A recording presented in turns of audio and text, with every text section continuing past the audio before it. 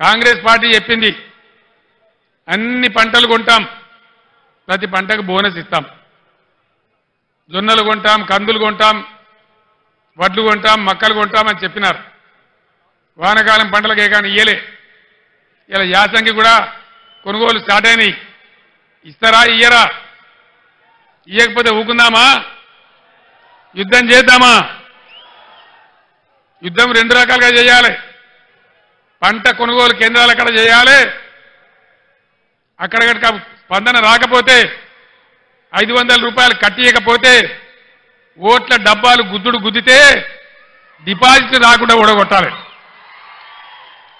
బిడ్డ నువ్వు ఇస్తాను మోసం చేస్తే ఊకోము, నీకు తగిన గుణపాఠం చెప్తాం మేమన్నటువంటి బుద్ధి చెప్పాల్సినటువంటి అవసరం ఉంది. ఎన్ని వాగ్దానాలు చేసినారండి?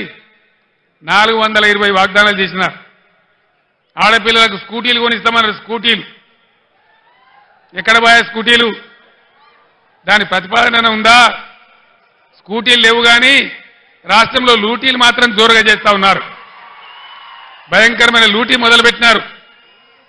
హైదరాబాద్తో సహా కేసీఆర్ గవర్నమెంట్ ఉన్నప్పుడు రంగారెడ్డి జిల్లాలో, మేడ్చల్ జిల్లాలో, మల్కాజిగిరి జిల్లాలో, యావత్తు తెలంగాణ వ్యాప్తంగా భూముల ధరలు ఎట్లా ఉండే, ఇలా భూముల ధరలు ఎక్కడికి పోయినాయి?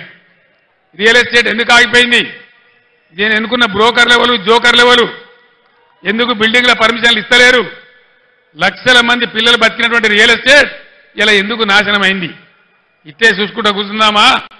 లేదు, మేము ఉన్నామని చెప్పి నిరూపించుకోవడానికి ఎన్నికల్లో బీఆర్ఎస్ను గెలిపించి ఈ ప్రభుత్వానికి బుద్ధి చెప్దామా? దయచేసి ప్రజలు ఆలోచించాలని చెప్పి మేము మనవి చేస్తా ఉన్నాం. ఈ బీజేపీ పార్టీ 10 ఏళ్ల నుంచి అధికారంలో ఉంది. దయచేసి మా ఆడబిడ్డలకు, మా యువకులకు, చేవెళ్ల నియోజకవర్గంలో ఉన్న మేధావులకు నేను దండం పెట్టి చెప్తా ఉన్నా. భావోద్వేగాలు పెంచడం తప్ప, ఒక మత పిచ్చి లేపడం తప్ప ఏమన్నా ఒక మంచి పని జరిగిందా బీజేపీ హయాంలో? ఏ వర్గానికన్నా, ఏ పేదలకన్నా పెట్రోల్ ధర ఏంది, డీజిల్ ధర ఏంది? ఇలా ఏం జరుగుతూ ఉంది దేశంలో? మా పార్టీలో జైన్ కావతావా లేకపోతే జైలుకు పోతావా? అయితే మోడీ తప్పితే ఈడీ. ఇదేనా బీజేపీ? ఇదేనా రాజకీయం? ఇదేనా దేశాన్ని ముందుకు తీసుకుపోయే పద్ధతి? ఇదేనా ప్రజాస్వామ్యాన్ని ఎక్కడికక్కడ పాతరేసే పద్ధతి? దయచేసి ఆలోచన చెయ్యాలి. గుడ్డిగా అలవోకగా ఓటేయద్దు. గుడ్డిగా ఓటేస్తే చాలా ఇబ్బందులు అవుతాయి. బీజేపీ చరిత్ర మీరు చూడలేదా? ఒక్క మాట దయచేసి బాగా ఆలోచన చేయాలి. నేను మీ అందరినీ చేతులెత్తి దండం పెడతా ఉన్నా. ఈ బీజేపీ ప్రభుత్వం గత 10 ఏళ్లలో దేశంలో 157 మెడికల్ కాలేజీలు మంజూరు చేసింది. నేను 100 ఉత్తరాలు రాసిన ఒక్క కాలేజీ కూడా మనకి ఇయ్యలే. ఒక్క కాలేజీ ఇయ్యనటువంటి బీజేపీకి ఒక్క ఓటు కూడా మనం ఎందుకు వెయ్యాలి? కేంద్రంలో ఉన్న చట్టం ప్రకారం దేశంలో ఎన్ని జిల్లాలుంటే ప్రతి జిల్లాకు ఒక నవోదయ పాఠశాల పెట్టాలి. మన దగ్గర మనం 10 నుంచి 33 జిల్లాలు చేసుకున్నాం. అంటే 23 కొత్త నవోదయ పాఠశాలలు రావాలి. అవి వస్తే బీసీ పిల్లలకు, ఎస్సీ పిల్లలకు, దళితులకు అందరికీ కూడా దానిలో అవకాశాలు దొరుకుతాయి. 150 ఉత్తరాలు రాసిన నేను 50 సార్లు స్వయంగా అడిగిన మోడీని. కానీ ఒక్క నవోదయ పాఠశాల కూడా ఇయ్యలే. చట్టాన్ని ఉల్లంఘించి ఒక్క మెడికల్ కాలేజీ ఇవ్వని, ఒక్క నవోదయ పాఠశాల ఇవ్వని ఈ బీజేపీకి మనం ఎందుకు ఓటేయాలి? దేనికోసం ఓటేయాలి?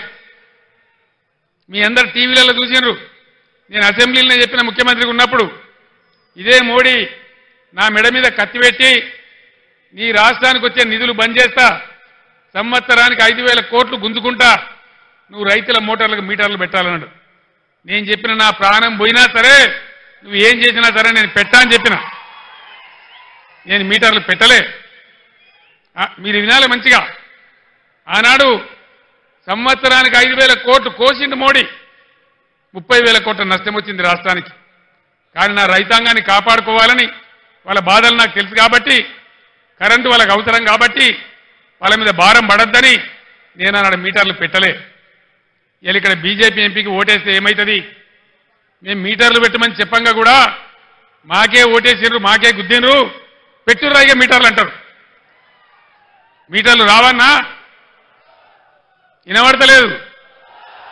మీటర్లు రావన్నా, మీటర్లు రావద్దు అంటే బీజేపీని గుద్దుడు గుద్దాలి, ఓటు కాదు నేలకేసి గుద్దాలి. అప్పుడే మనకు సరి అయినటువంటి తెలివితేటలు ఉన్నట్టు, అప్పుడే మనకు రాజకీయ పరిజ్ఞానం ఉన్నట్టు. కాబట్టి నేను చేవేళ్ల మేధావులకు, విద్యావంతులకు నేను అప్పీల్ చేస్తా ఉన్నా, దయచేసి ఆలోచన చేయండి. తెలంగాణలో వ్యవసాయం రైతులు బాగా చేస్తే వికారాబాద్, రంగారెడ్డి జిల్లాలో కూడా వడ్లు బాగా పండినాయి. కాంటాలు పెట్టి కొన్నాం ఎక్కడికక్కడ. మీ బ్యాంకులలో డబ్బు వేసినాం, మధ్య దళారు లేకుండా మీకు మద్దతు ధర ఇప్పించినాం. ధాన్యం ఎక్కువ వండింది కొనుమంటే మొత్తం ఉన్న బీఆర్ఎస్ ఎమ్మెల్యేలందరూ ఢిల్లీలో పోయి ధర్నా చేసినాం. మీరందరూ టీవీలలో చూసినారు.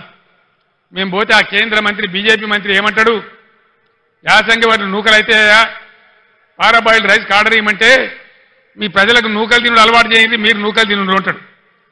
తెలంగాణ ప్రజలు నూకలు తినన్నట.